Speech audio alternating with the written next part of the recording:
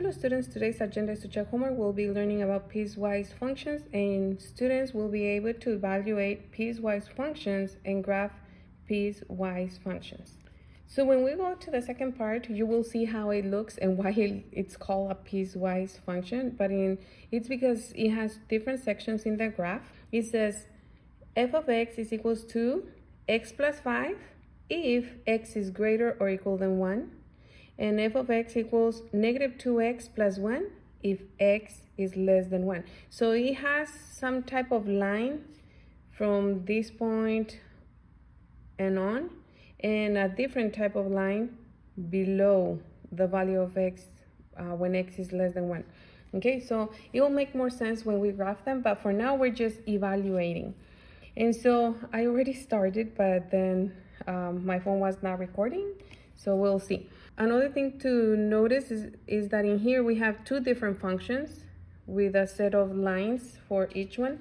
And so if it says f, when you're evaluating, if it says f, then you use the function that says f of x. But if it says g, then you use the second function, which is g of x, okay? Okay, having that in mind, the first thing that you need to do is, it says f of 0. That means that we have to use this function. And so 0, is it greater or equal than 1 or less than 1? 0 is less than 1, so that means that we have to use the second equation. So it's going to be negative 2 times x, but we know that the value of x is 0, so we're going to substitute now that we selected the correct one, plus 1. And so negative 2 times 0 is 0, plus 1, and 0 plus 1 is 1.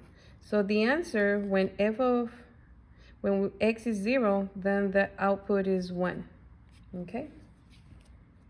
For the next one, it says f of 4. 4, is it greater or equal than 1, or is it less than 1? Well, 4 is greater than 1, greater or equal than 1, so that means that we're going to use the first equation. Instead of x, we substitute the value of this given to us, so it's 4 plus 5, and 4 plus 5 is 9, so that's going to be the output. When x is 4, the output is 9. And for the next one, it says f of negative 3. Negative 3, is it greater or equal than 1, or is it less than 1? It's less than 1, so we're going to use this one. Just replace the negative 3 in here. So negative 2 times the value of x, which is negative 3, plus 1. Negative times negative is positive. 2 times 3 is 6, plus 1, and that gives us 7. So when x is negative 3, the output or value of y is 7. For this one is g of negative 7. So now we're not going to use this function, but rather the g of x. Now we're going to select, is negative 7 less or equal than negative 1? Is it between negative 1 and 2? Or is it greater or equal than 2? Well, negative 7 is less or equal than negative 1, so we're going to use this equation and substitute x by negative 7. So 3 times the value of x, which is negative 7, plus 1. Positive times negative is negative. 3 times 7 is 21, and bring down plus 1. Different signs, we subtract and leave the greater sign. So 21 minus 1 is 20, and the greater sign is the bigger is negative. So when x is negative 7, y is negative 20. Okay, g of 7. Is 7 less or equal than negative 1? No. Is it between negative 1 and 2? No. Is it greater or equal than 2? Yes. That means that we're going to use this equation. The negative is not part of the x, so we bring that down, replace or substitute x by 7, and then bring down plus 6. Different signs, we subtract. So in here, We subtract 7 minus 6 is 1, and the greater is negative, so it's negative 1. So when x is 7, y is negative 1. And for the last one, g of 1. Well, where is 1? Is it less or equal than negative 1? No. Is it between negative 1 and 2? Yes. That means that whenever we have a value in here, the answer is just 3. So g of 1 equals 3. And that's all you have to do. For the next section, we're going to use the same piecewise function, and we're going to graph it. Not only that, but we're also going to find the domain and the range. Okay? The domain and the range. The domain describes the values of x, and the range describes the values of y.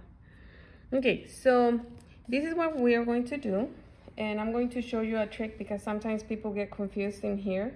Make sure that you have a pencil so that you can erase whatever is not needed, because this gives us limitations. This limits us to only the values that are greater or equal than 1, okay, in relation to x. So first of all, this represents the initial point, also known as the y-intercept, okay, the y-intercept. And so it's always going to be the value on y. In this case, it's going to be 5, so 1, 2, 3, 4, 5, right there. Then the coefficient, which should be in fraction form, is going to be my rise and my run. It's the slope. In Spanish, la pendiente. When there is no coefficient, then we're going to put 1 over 1. This is my rise, which is movement on y over x. So it's y, y, x. Okay, that's how you move it. The initial point on y, move it on y. If it's positive, it goes up. If it's negative, it goes down. And then this is an x. So I used to remember, we used to have a sun, just like the rise, sunrise, and then run. A little boy running. Okay, so from 5, from this initial point, that's where you start doing the slope. Okay, you start doing the slope, so you rise 1, that means you go up 1 and 1 to the right. Rise 1 and 1 to the right. And if you need to, you can do the opposite. Instead of going 1 up, you go 1 down. Instead of going to the right, you go to the left, just because sometimes we need the line on this side, okay? Down 1, 1 to the left. Okay, so that's my line if I didn't have any limitations. It says if x is greater than 1.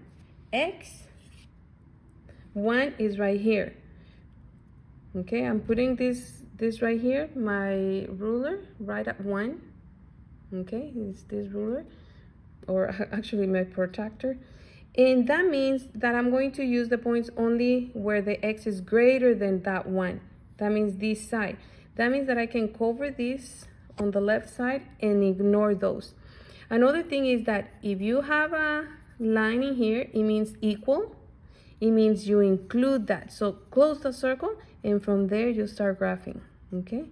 And you just put an arrow. Now, because I don't need anything less than that, only greater, I'm going to erase the rest of the points. And that's my first piece of this piecewise graph. For the next one, when x is less than 1, we're going to use this other equation. And so the initial point is 1. So from the origin, 1, that's where it goes. And then this is negative 2, that's my rise, over 1. So this is always y, the movement on y, and movement on x, y, y, x. So that means that from this point, it goes down 2 and 1 to the right. 1, 2, and 1 to the right. 1, 2, and 1 to the right. And if you need to, you can just do a couple. 1, 2, since you went down, you go up, and instead of to the right, you go to the left. 1, 2, and 1 to the left. Okay, again, x is less than 1. That means that this is the 1, so from there on. So cover whatever you don't need. However, look at what it says. X is less. It doesn't have the equal. It doesn't include that point. So erase it and make an open circle. When it's open, it means that it's excluded. And you make the line to the left of that. So I'm going to use the ruler and graph it like that. Okay, to the right, you don't need it because X is less than 1, not greater than 1. So erase those. The value for that point is 2 on X and -3 on Y. We cannot have a 2. Okay, it's less than 1. So those two pieces of line are the graph, the piecewise graph for this function. Now, what is the domain? The domain are the values for X. If you notice this line, if I follow it with my pencil, the line goes this way. That means that because of the arrow, it means that it's going to continue going and going. It's going to go and on and on and on and on and on and on. So that means that infinitely, all the values on the left of that are going to be included for X, and the same on this side because my line continues. That means that these points on X are also going to be included. When all those points are included, you just put all real numbers represented by an R with these two vertical lines. For the range, we'll look at the graph. It goes up, but it doesn't go below that. That means that for Y, for this graph, I'm going into the other one. The values for Y are going to be greater than -1. I did not include equal to -1 because it's open circle. Okay, so it's all the values greater than -1. So that's for one function. Now g of x is this one right here. It says 3x plus 1. Again, this is my initial point, and then put it over 1. So the initial point is right here. And then that means that I go up 3 and 1 to the right. 3 up, 1 to the right. 3 up and 1 to the right. And I can do the same on the opposite side, but backwards. Instead of up, 3 down and 1 to the left. 3 down and 1 to the left. Okay, so it says if x is less or equal than -1. -1 is right here. Less are on this side. That means that I don't include that. And it has the equal, -1. So I put that as a closed circle, and then I just connect on this direction.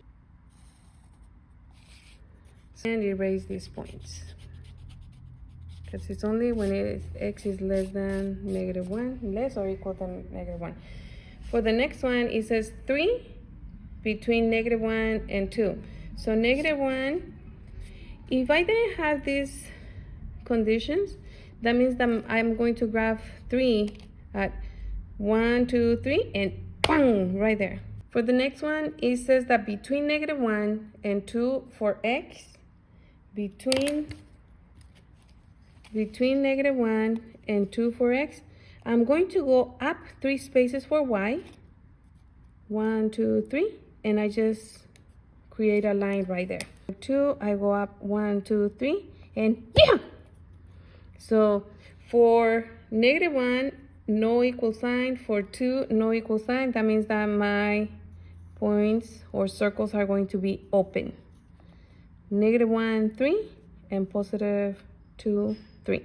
Okay, so between -1 and +2, the value of y is 3. For the last one, it says 6 is my initial point, and -1 over 1, it's my slope. So 6 is 1, 2, 3, 4, 5, 6. Then -1 over 1 means you go down 1 and 1 to the right. The negative only belongs to the numerator. So 1 down, because it's negative, and 1 to the right, 1 down, 1 to the right, 1 down, 1 to the right, and so on.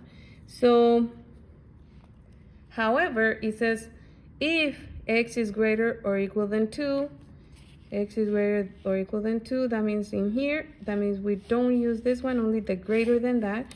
It has the equal sign, so at 2, I include the circle and then use the rest of that line on that direction.